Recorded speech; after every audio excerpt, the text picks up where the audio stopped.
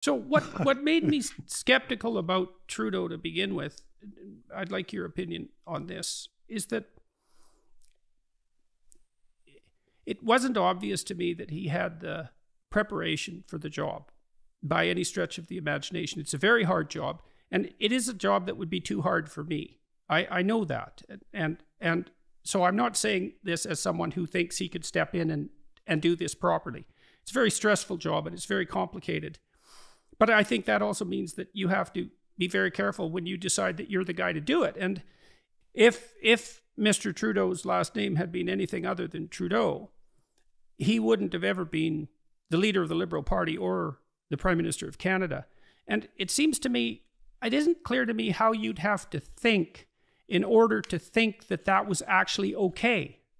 Like, what do you have to think to believe that, oh, well, you know, I really don't know how to do this. I'm not prepared for it. I don't have the educational background or the experiential background, but everyone knows my name. I've got name brand recognition, man. I've really got that. And so it's okay if I'm Prime Minister. It's like, actually, it's not okay. Actually. That's requiring a degree of introspection that I wouldn't anticipate. But here's a real answer. And it just doesn't relate just to him at all. We've now entered this new world where the word celebrity has changed since 1970, you know, where someone pumps up their rear end and becomes an international star. People who exist only on the tinsel of celebrity, which celebrity is fame without achievement, if you want to have a real definition, fame with nothing behind it. And in this new world, if you have a name, or if you're flashed on a screen, or if you can get in Vogue magazine, you take the advantages that come with it.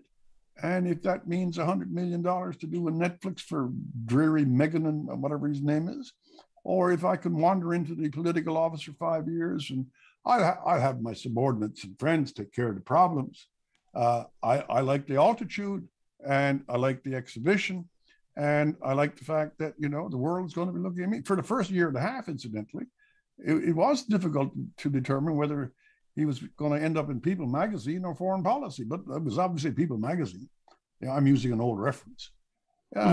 Celebrity culture, modern culture is all over itself, giving positions and authority to those who wield them only for the status attached to them and not for the competence that they bring to the task. Look at journalism. Well, so the question is there, how is it that you justify that to yourself in your own mind? Well, do you say something like, well, look, the Liberal Party came to me, and they did come to him, and, you know, maybe better the Liberals than anyone else, and I do have the name brand recognition, and I mean, what's the rationalization there? Well, there's the other rationalization, and I pity them if they believe it. I pity them if they believe it. On hardcore liberals, I'm not a liberal or a conservative in any formal sense. Among hardcore liberals, conservatives are looked down upon as Neanderthal, they're racist, they're Nazis. Harper really is a demon.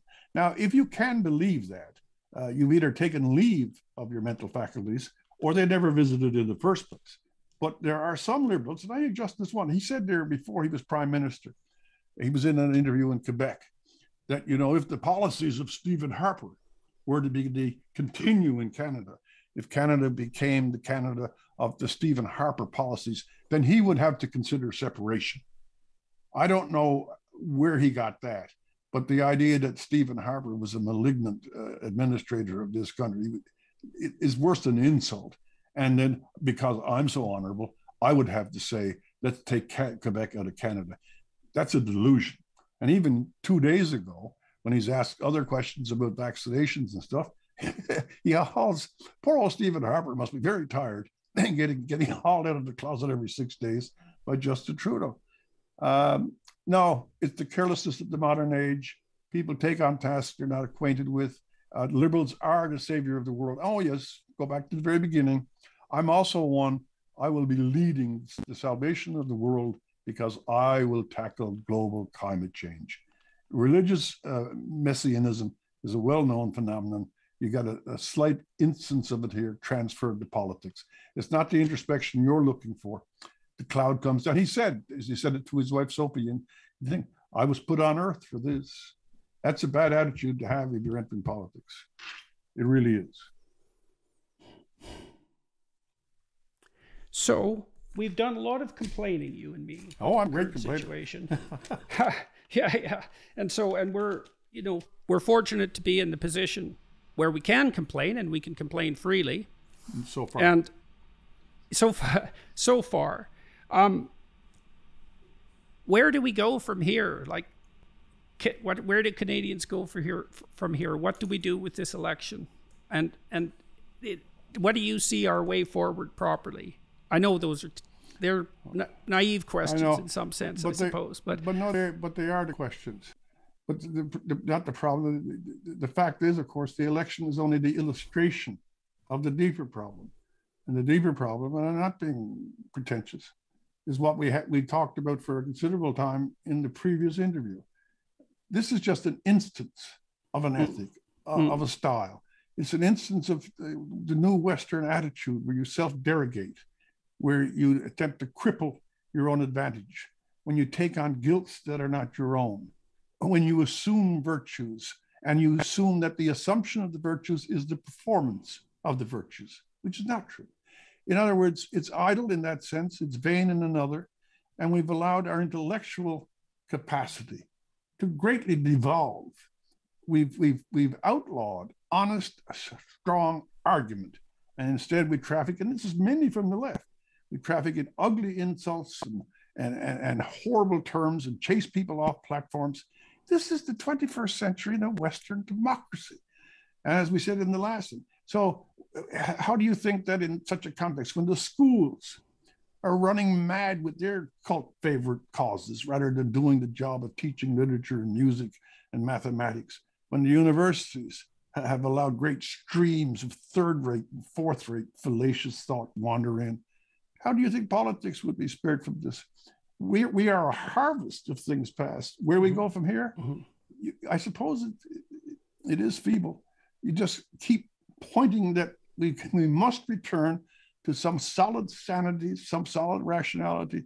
We must respect the virtues that got us where we are. We must be grateful to the people who went before us, and we must become serious again.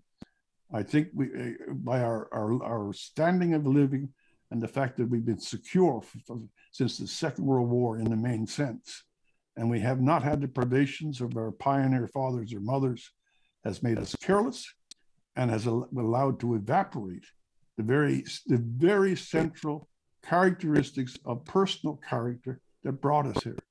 Maybe hurt will remind us that we have to relearn the very things that gave us what now we seem to be abandoning. Sorry to go on. No, I think that's a good place to close.